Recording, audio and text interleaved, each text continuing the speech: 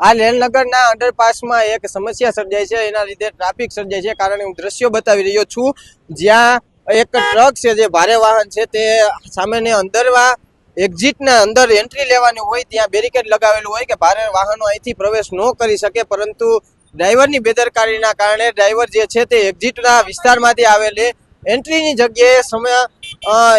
જગ્યાએ પહોંચતા તેને આ બેરિકેડ છે તે નડી જતા હાલ તે ટ્રાફિક જામના દ્રશ્યો તમને હું બતાવી રહ્યો છું. કારણ કે જે ટ્રક ડ્રાઈવરની બેદરકારી સામે આવી છે કે એ એક્ઝિટ તરફથી એન્ટ્રી લઈ અને અહીંયા જે એન્ટ્રી તરફ જે બેરિકેડ મારેલું હોય છે ત્યાં તેમનો ટ્રક ફસાઈ જતા છે તે સમસ્યા સર્જાય છે. કારણ કે ટ્રાફિક જામ થઈ ગયો છે અને તમામ રેલનગર વિસ્તારના જે લોકો રહેવાસીઓ છે તે હાલ ટ્રાફિકમાં ઊભા છે. પરંતુ અહીંયા આરએમસી ની એક પણ ભૂલ દેખાઈ રહી છે કે આગળ જે બોર્ડ મારેલો છે ત્યાં એવું લખેલું છે સૂચના કે આગળ રસ્તામાં વાહન સ્લીપ થવાની શક્યતા હોય, વાહન ધીમે ચલાવવાની વિનંતી, પરંતુ એવો બોર્ડ હજી લગાવવામાં નથી આવ્યો આરએમસી દ્વારા કે અહીંયાથી ભારે વાહનોને પ્રવેશ માટે પ્રતિબંધ છે કે મોટા વાહનો જે છે તે અહીંથી પ્રવેશ ન કરી શકે. એવો બોર્ડ હજી આમાં આરએમસી દ્વારા ક્યાંય પણ લગાડવામાં નથી આવ્યો.